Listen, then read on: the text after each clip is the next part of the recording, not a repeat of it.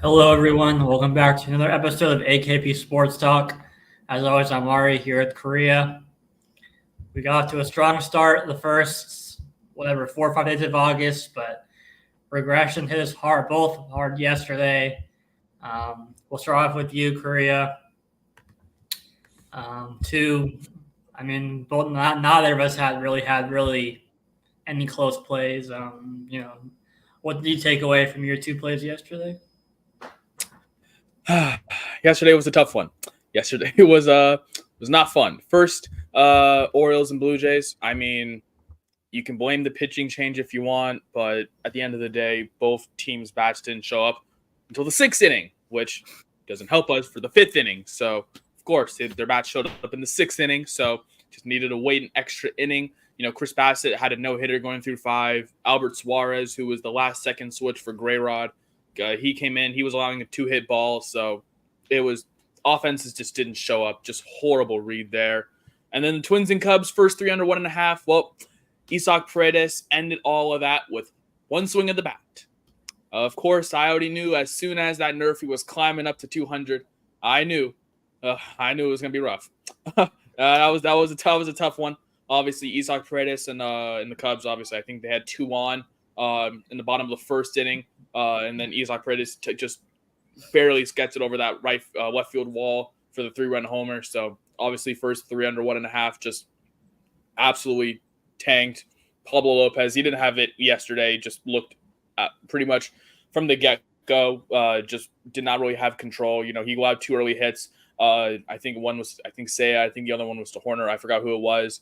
And then as soon as Paredes comes up, he just goes to, with 2 outs on, he goes to left field. So obviously, a lot of people were on that super, super low under, or I saw a lot of people taking that, under, or maybe even bumping it up a few runs. But the game ended over anyway. It was a 7-3 ball game. The Cubs won, so that game soared over, no matter, what the weather conditions, portrayed or whatnot.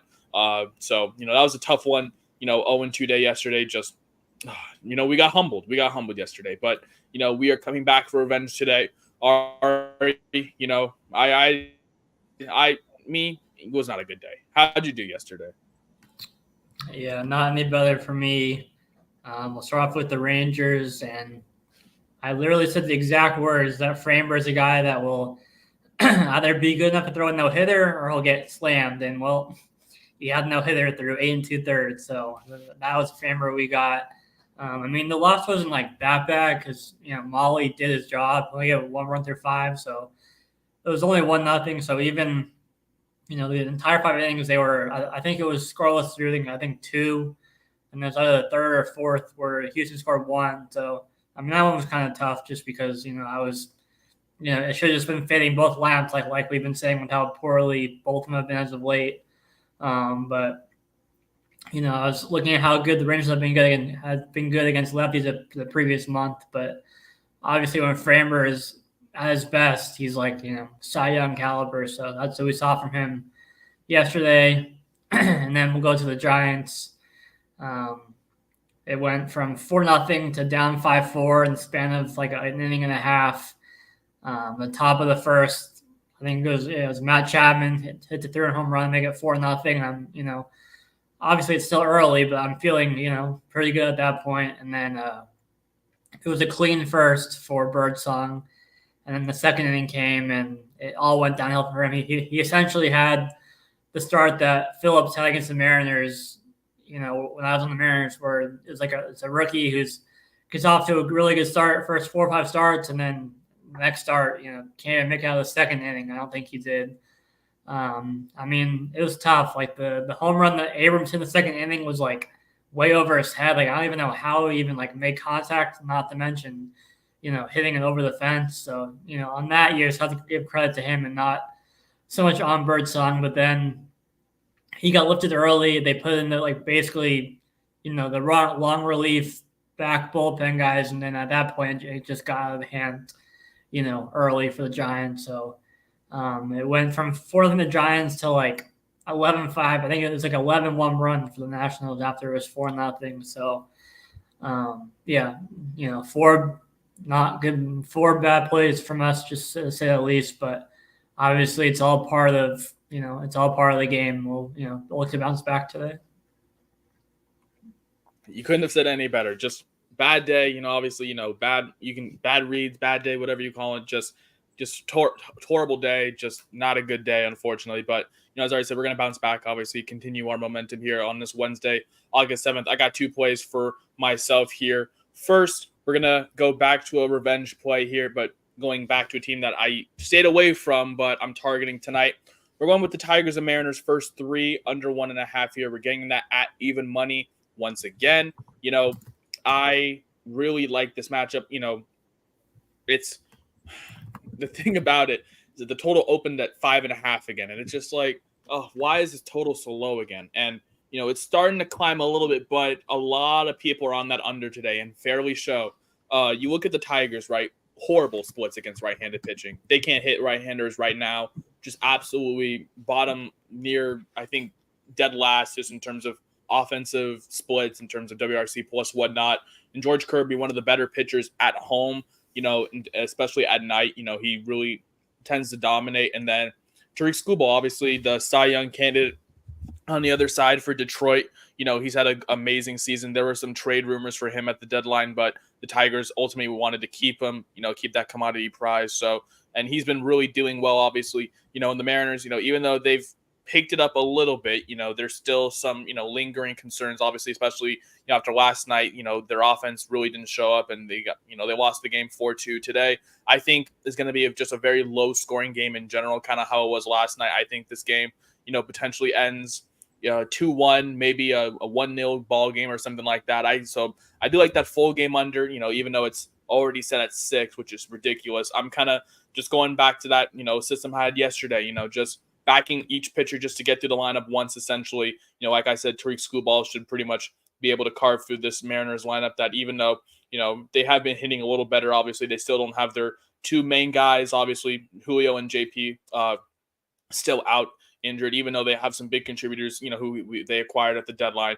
I still am just, backing the pitchers here, obviously, and if you go back to the beginning of the season, literally right before the season started, I gave out 2 Cy Young candidates, and it just so happens that they're pitching against each other tonight. So that's, if it kind of coincides, with my future way back in March with Tariq Skubal and George Kirby, and here we are, August 7th, 2024, a little bit over a month away from the season ending, and they are facing off in Seattle. So I'm just going to back both of them to get their jobs done, get to that lineup once without any damage. I'm liking that first 3 under 1.5. That's even money there. And with the Royals, I couldn't really decide which one I would like more. The Royals money line has already climbed up to 142, so I'm going to give out both of them. I like the Royals money line. If you want, you can add it maybe to like a little bit of a parlay, or if you want to play it straight at 142, you can. But I also like the Royals -1. That's about even money, so you can take either one. I'm just all over the Royals today. This is the game, that they win in this series. You talk about, there's the system's on them. They have the pitching advantage. They have the bullpen advantage right now. Everything is pointing to the Royals. We look at, the system, they're avoiding the sweep today. The Red Sox have taken the first 2 games. Royals are trying to take the third game. We look at the pitching matchup, obviously, on the mound for the Red Sox, Cutter Crawford, and, he has struggled a little bit on the road as of recent. And on the other side, it's Cole Reagans, obviously, the lefty. And we always talk about how the Red Sox, they do struggle against left-handed pitching a lot more than right-handed pitching. So whenever you see a lefty on the mound against the Red Sox, you want to target them. And then, obviously, the third thing, with just, how well the Royals, they still hit the ball pretty well, even though they've lost, back-to-back games at home, they're still hitting the ball relatively well, right? And it's just a matter of, just on the other side, the starting pitching for the Royals, obviously, just with the pitching matchup, that was just the main factor there. But, now with the pitching matchup in the Royals' favor and the bullpen, obviously, that's been a pretty taxed bullpen for this Boston Red Sox team. Obviously, we always talk about how, they're pretty much near the dead bottom, or near dead bottom, just because of how much use that Red Sox bullpen gets, throughout, whether it's a start or whatever, just not too much depth with the pitching, with the starting pitching. So I'm just going to take the Royals here just to win this game here. I think they get one game in this series, obviously, and today's that game. I always talk about, a hammer spot. This is a hammer spot for me, just with the Royals. They fit the system. They have the pitching matchup, the bullpen matchup, the hitting splits in this matchup. Everything is just pointing to the Royals. So I'm just taking them just to win the game, going with that system, avoiding the sweep here at home. I didn't really like the Royals money line straight, obviously, right now, just because it's already so high at -142. So I gave the option of taking the Royals -1, obviously just kind of guaranteeing that they at least win, by 1. So obviously that's just a separate bet there, getting that at minus. I think it's pretty much at even money right now. So those are my 2-3-ish kind of plays there. Tigers and Mariners, first 3 under 1.5, just backing both Cy Young capable pitchers, in the spot here against these two lineups. And then on the other side, we're going to go with the Royals money line or -1, whichever one you like. I like the Royals money line, just backing them to win. I do like the Royals -1. I think they do, win by a few amount of runs here. I think, with the pitching matchup and really in their favor, and, just with the Red Sox and how they've really struggled against lefties, and, Cole Reagan's at home is usually a lot better. He looks a lot more dialed. So I'm just backing the Royals here. I know their money line is around -142, but their -1 spread is around even money. So either one, whichever your preference there, I do like both of them there. So those are my 2-3-ish kind of plays for you on this Wednesday. Ari, what have you cooked up for this Wednesday slate? Yeah, just one play for me going to the Rays at the Cardinals, backing Taj Bradley, who's facing Eric Fetty in his home debut tonight. Fetty got roughed up by the Cubs a bit in his first start on the road with the Cardinals.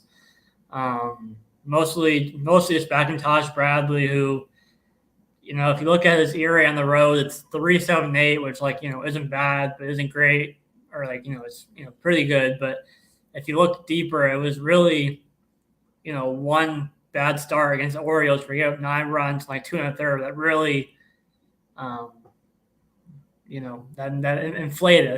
inflated his ERA. So he's a lot better on the road he's better on the road than what his stats on paper would suggest. And quietly, since the trade deadline, the Rays, even though they quote unquote sold, they've quietly won 5 of 8. They're still about the same team, overall production wise and all of that. And then the Cardinals' bats have been pretty quiet. They've lost 4 or 6. Their bats have been pretty quiet. So it's mostly just fading the Cardinals' bats and then backing Bradley here. The line's also kind of moving in the favor of the Rays. When I was first looking at this, I think it was -105 on the Rays money line, and now it's up to -112. They're a very, very small favorite now.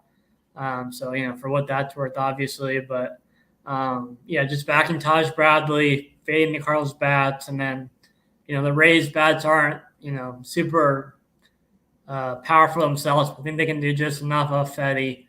Fetty was dominant at home with the White Sox, but obviously it's a new team, new stadium, so you can't really, take his home stats, into consideration when it's a completely new team at a new home ballpark. So, we'll see how he looks. I think, the total's low at 7.5, so, most think that it's going to be a low-scoring game. But I'm just backing the Rays, or mostly just backing Taj Bradley, and then fading the Cardinals' bats with this play. Yeah, I do like that Rays full game money line you mentioned. The Rays have been quietly, even though I feel like, with the Rays, they don't really sell. I think they retool their team. Obviously, they sell and buy. They obviously, traded away Isaac Paredes. They got Christopher Morel, who has really been hitting the ball well for them. Obviously, so especially with how they're doing in the spot. I do like them today. You mentioned this is Eric Fetty's first home start as a member of the St. Louis Cardinals. His last start I think his last start was on the road in Chicago, and he got absolutely torched. He let out 5 runs against the Cubs there, and now he faces a Rays team. You mentioned Taj Bradley's kind of inverse stats. Even though he had that one game against the Orioles, his road stats for the most part are pretty good. In comparison, outside of that outlier Orioles game there. Just kind of backing him on this road spot here. Obviously you mentioned quietly Taj Bradley. Before his last game against Miami at home, he went 20 innings scoreless. Obviously, pitching against the Yankees, the Guardians, and the Blue Jays, 3 formidable lineups, obviously, who you just don't shy away from. So I really do like Todd Bradley in the spot here. Obviously, outside of that outlier game against Miami, I do like him, just to get the job done today. And then, you mentioned with the Cardinals, we've seen the Cardinals bullpen sell so many times recently, whether it's been that game, the 1 or 2 games against the Cubs or whatnot. Obviously, the Cardinals bullpen not the most reliable, so I do like the Rays pretty much in a short pick 'em there as short favorites. I do like the Rays for full game money line for you. Ari's one play with the Rays today. My 2 plays: Tigers, Mariners, first 3 under 1.5, and then the Royals. You can either take the full game money line or you can take the full game -1. Either one I do like there. Those are my 3-ish plays. We'll call it 2 3-ish plays, obviously. You can find all of these plays on our Twitter below. Obviously, AKP Sports Talk. We'll have our full video and card posted momentarily. That's going to do it for this episode. We appreciate you guys for tuning in. Ari, you know what tomorrow is? It's Thursday. We got some football tomorrow. That means preseason football week. Is this 1? I don't know if you count. Was that week 0 of the preseason, or I know they call week 0 in college. Yeah. So we'll call it week 1. Obviously, we got 2 games tomorrow. I know it's the Panthers and Patriots, and then the Lions and Giants. Obviously, 2 games tomorrow. So we may or may not have some picks for you there. But obviously, some more baseball continuing on tomorrow as well. That's going to do it for this episode. We appreciate you guys for tuning in. That is Ari. I'm Korea. We will see you guys tomorrow.